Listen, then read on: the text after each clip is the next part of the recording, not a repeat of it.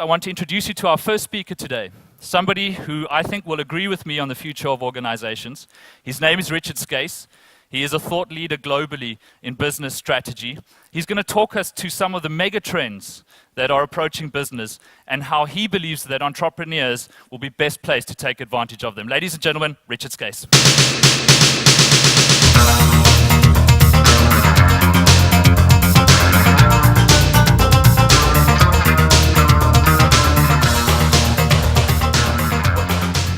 Good morning, ladies and gentlemen. A great pleasure to be here. And like Simon, I admire the risk-taking of the School of Entrepreneurship, the Stockholm School of Entrepreneurship. I was in Dubai for the day at the beginning of this week, which meant 2 nights on the plane. Monday night, presenting on Tuesday, coming back Tuesday night. And I'm here today. And as you know, there are not so many flights between Stockholm and Dubai. And interesting also, another kind of follow-up point from what Simon was making. I was working for a company based in Africa, based in Nigeria, which was pulling in people from all over the world, from the United States, me from the United Kingdom, and also working with technology that had been developed indeed in China. So we're in this whole period of globalization, this whole period of collaboration across borders, which could not have happened, of course, were there not this revolution of light, were there not for this revolution, which is still only about 10 years in its making.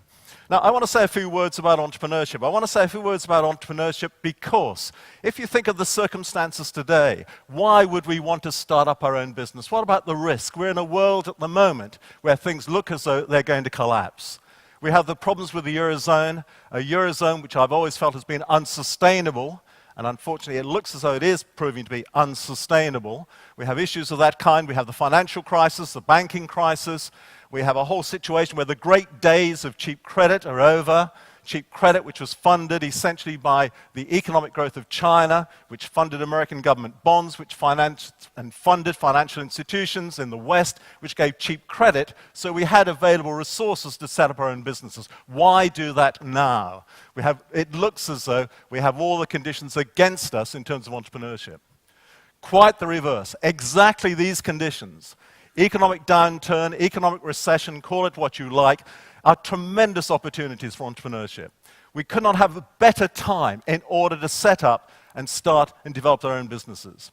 I know because I have one. I'm a serial entrepreneur. I develop businesses, I set them up, I develop them, I get the funding, I build them up, and I sell them on. The reason for that is that when a business reaches, in my view, about 75 employees, 50 to 75 employees, then the stresses kick in. It becomes a rather different kind of model. But I want to say more about that later because really what I want to start off my presentation is again developing further a point that Simon made, which is about we are in this situation of change, of dramatic change. We always start our presentations off in that way. And I want to look at what's happening in large corporations. Large corporations, as they've existed in the past, are dead. They're finished. And we can see this day after day, of course. The large corporations in the West, they may have a future. The large commoditized producers may have a future in the developing, emerging markets of the world, but not in the West. And we have examples from across the Western world, of course. You know, Volvo, Saab here in Sweden, large corporations all moving to Asian economies and other parts of the world, but within the Western economic situation, the large corporation as it presently existed is dead. No one wants to work for them anymore. No one wants to work for them anymore because they disenable us. They disempower us. Corporations should motivate us, should inspire us, should get the best out of us in terms of our creativity. But they don't. They do quite the reverse. Okay, every organization I work with, and I work with most organizations, not most, with many organizations across the world, they have a rhetoric. They have a rhetoric which says, yes, we encourage creativity. Yes, we encourage innovation. Yes, we are the CAFE organization. Yes, we encourage open door policies, interaction, communication with each other. That's the rhetoric. The reality is quite the difference. As you know, a number of you, I'm sure in this room, in terms of your experience, you're in an organization, you talk to your boss, you say, look, I've got a great idea. I've got an idea here. What I think we should do is we should do this. I think we could roll out this new product. I think we could develop this new market opportunity. And have we thought about changing our processes in this way? And the guy says, he or she says, oh, that's an interesting point. And we think, we made a good point here, we made a contribution. But how's it interpreted? It's not interpreted as innovation. It's not interpreted as a contribution to developing the business. It's interpreted as criticism.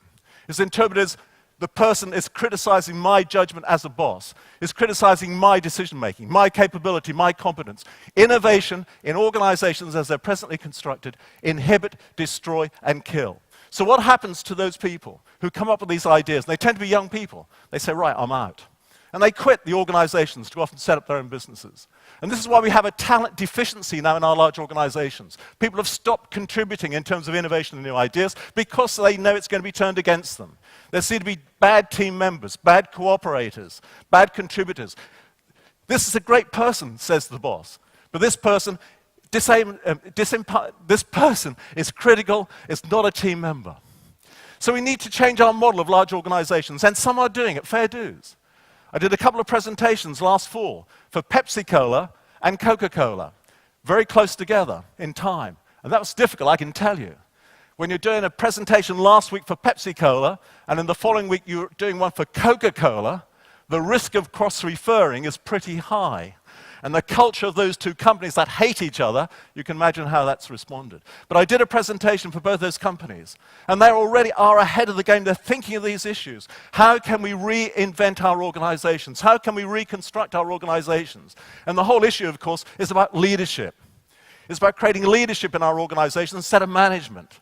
And what is leadership about? It's inspiring, it's about motivating. But why do so few organizations do that? The Facebook generation, people coming out of universities, coming out of colleges, people coming out of institutions of higher education. And it is to the great credit here in Stockholm that at long last it's recognized the traditional university system doesn't work.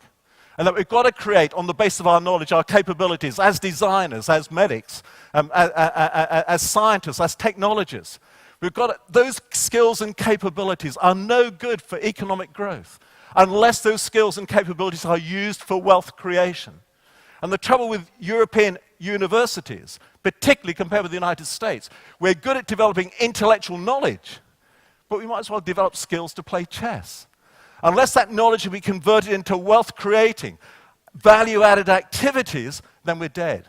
And of course, Europe is dead by comparison with what's happening in China, what's happening in India. China and India. India particularly produces more graduates, 1 million graduates every year. China has more graduates in information and communication technology than the whole of the UK population of 60 to 70 million people. But coming back to my point, the Facebook generation, people coming out of colleges and institutions, will not be told what to do in those traditional large organizations. They will not be subject to these controls. They want to make a contribution, they want to make a difference. So we need to create energizing cultures. I talked about the Cafe Corporation 10 years ago. Organizations which encourage interaction, cross-communication, cross-fertilization of ideas. But unfortunately, so often in large organizations, it does not happen still. And in fact, I would say, being pessimistic, don't want to be pessimistic, being realistic, the reality of today is that organizations are less likely to encourage creativity in the present economic circumstances because they want to be risk-avoiding. They want to be more cautious. So they're pulling down the hatches. They're trying to stick to what they think they're good at doing. And that is, of course, disaster. So what is talent doing? What is talent in the Western world doing? It's not staying in these organizations. It may go into these organizations for a limited period of time, but then it quits. And they set up their own businesses. And the opportunities, I say, could not be greater. This is the time for entrepreneurship. And if we look at the data for Sweden, for the United Kingdom, for other countries in Western Europe, we find, and in the United States, the projection for the increase in people being self-employed suggests that by the 2020, 20% of labor forces will be subcontractors, freelancers, or what? That's good news, but it's bad news. Because the experience we have in the Western world is that people are becoming freelancers, are becoming self-employed, but they are not developing business growth. They're not being entrepreneurs. Entrepreneurs are very different sorts of people. Entrepreneurs are people who want to grow their businesses, who have passion, who have ambition. They're not just happy. They're not happy. De är inte gladbara för jobb och har pengar kommer in varje månad. De vill börja med en företag som växer upp. De har ambition, de har passion. De vill ha en riktigt bra bolaget. Det är slut på min svenska, jag ska inte prata mer.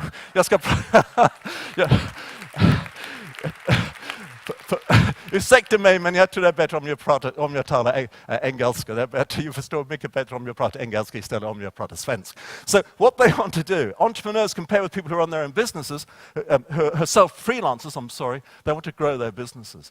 But the opportunities cannot be greater, as I've said already. Why? Because the barriers to entry now are very low. You don't need that high level of capitalization as in the past. You don't need access to credit from banks as much, and banks are always very cautious, as in the past. There are fewer barriers to entry. What you need is two key things, really.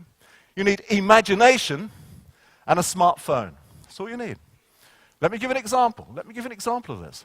One of my former graduate students, Ping Chung, Dr. Ping Chung, did her first degree in the United States, did her second degree with me in the UK. She went back to China. I was over here in Sweden. My mobile phone goes. Hello, Professor Scase, do you remember me? My name's Ping. I thought, God, how do you remember all those students? And I said, yeah, okay, Ping, yeah. She said, I've got a great idea. I noticed in England people drink a lot. I thought, jo visst, jag såg det också på en fridag kväll. Folk inte bara dricker mycket, de super för mycket tycker jag. And so she's thought to herself, I have a business opportunity of producing wine bottle openers, corkscrews, as Christmas gifts. Do you think it would work? I said, well, I don't know really. You have to come over and test market it, go to some marketing events. So anyway, I'm not going into all the detail because of the time constraints. I've only got 4 minutes left because of the time constraints. So anyway, she set up this business, having these gift-wrapped cork bottle, wine bottle openers, produced in China, shipped over to the UK, and sold through a major retail stores, chain stores in the United Kingdom.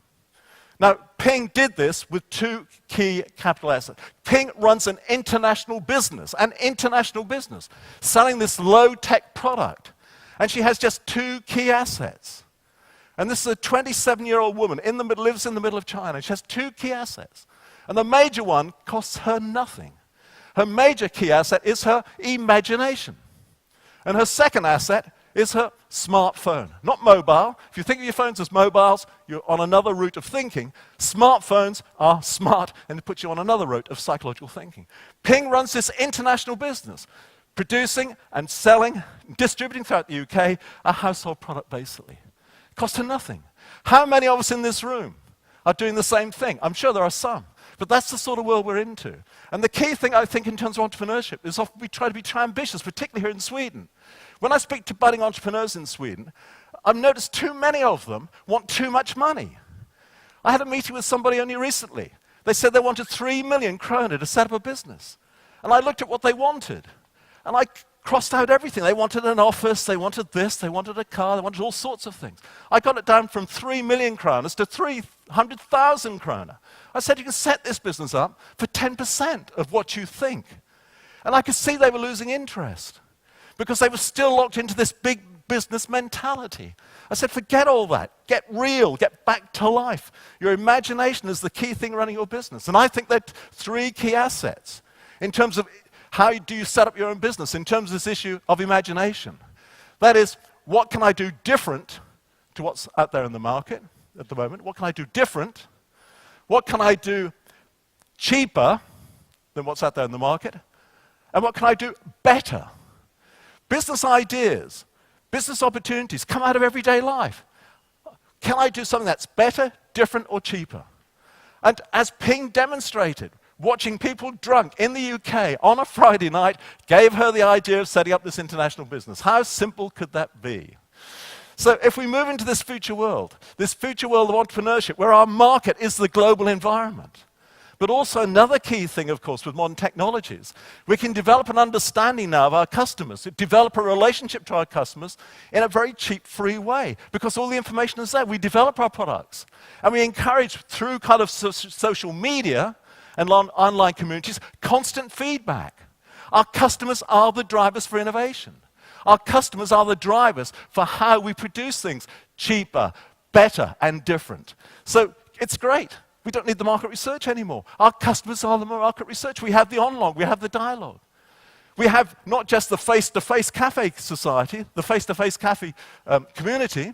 We have the online community. How could that be better? How can large corporations compete against that? They can't, bearing in mind what's happening in Asia and the emerging economies of the world. That's where you can get the economies of scale. You don't need economies of scale here in Europe, here in the United States.